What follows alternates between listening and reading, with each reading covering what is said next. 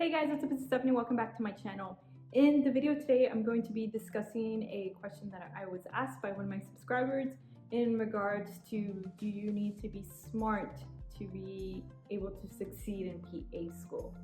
So I wanted to address that question. I know PA school can sound a little intimidating, especially when you hear those rumors that PA school is just really hard, specifically like that first year, because it feels like you're literally learning out of a fire hose because you have so much thing that is being thrown at you.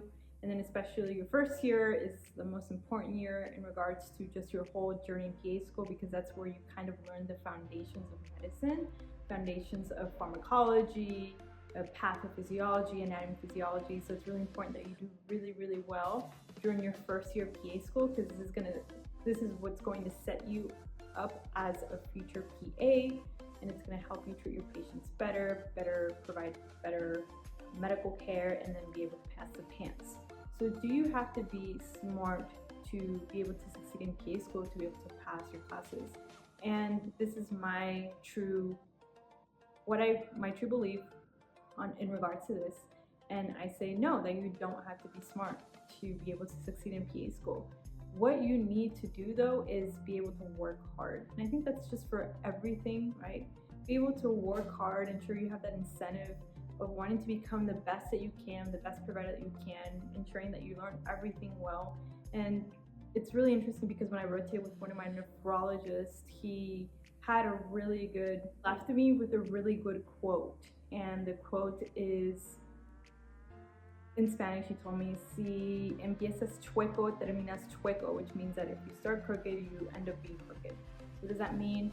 In his words, and from what he explained to me, which I think is very true, is that if you start wrong, if you don't do well during your first didactic year, you don't put that energy in studying or that interest in studying things, then you're not going to really learn your basis of medicine, your basis of diseases, your basis of pharmacology, and you're going to struggle a lot, specifically your clinical, your PA school, specifically your PANCE, when you pass your PANCE.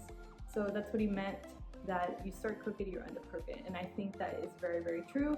I can say that on my behalf. I definitely struggled, if you've seen my previous videos, my first semester, and I'm having to go back and learn certain things, for example, cardiology, pulmonary, because I struggled a lot during that first semester.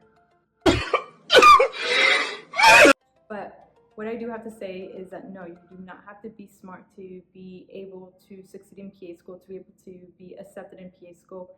You just have to make sure that you show that incentive to study, and you study as much as you can.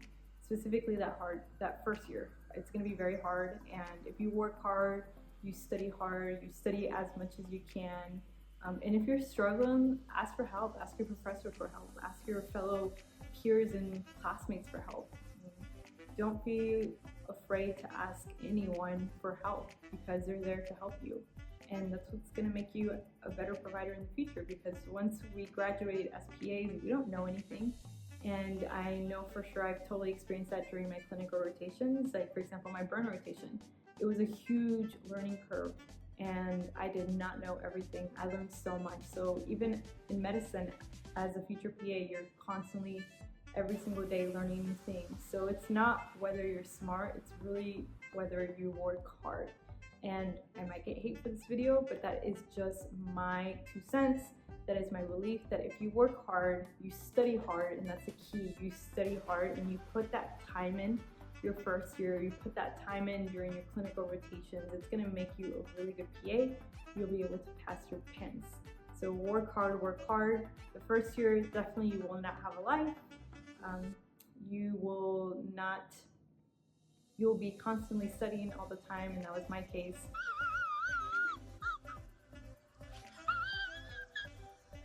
And really that year, like I said, it depends on how much effort you put in studying. And maybe some people might say that I am overdoing it. There's certain students, classmates of mine, that didn't study as much and they still did really well.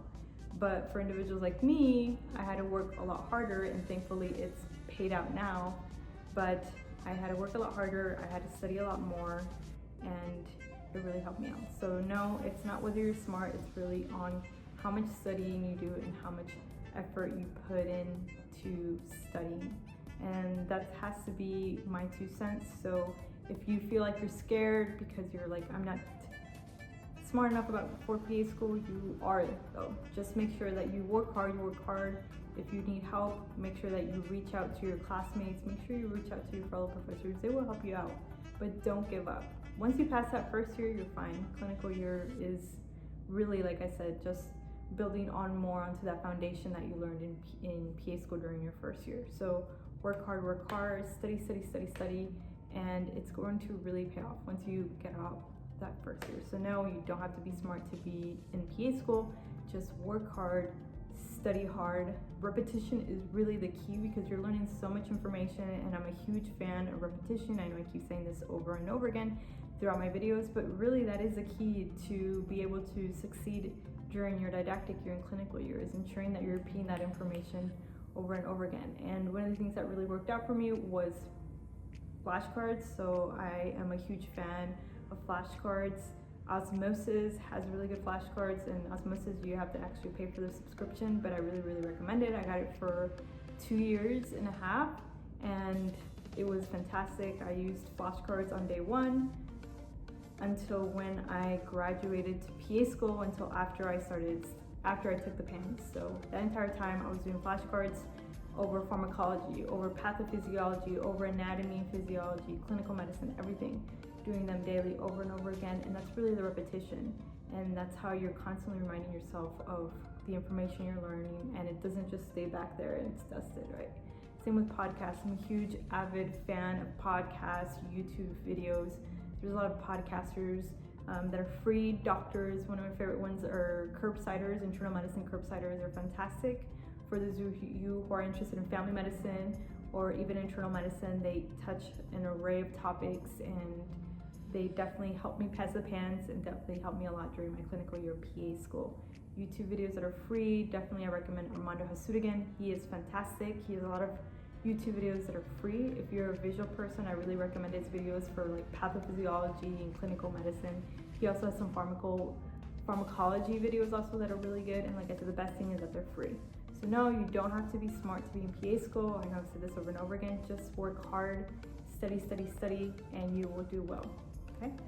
If you don't understand a subject, go onto YouTube. YouTube has plenty of free videos that will help you understand complex themes, complex pharmacology. Osmosis is a great website that really helped me out in regards to understanding my pathophysiology, my pharmacology. Right? So no, just study hard. Guys, I hope you guys like this video, and as always, if you have any comments, any suggestions for future videos, comment below, and I'll talk to you guys later.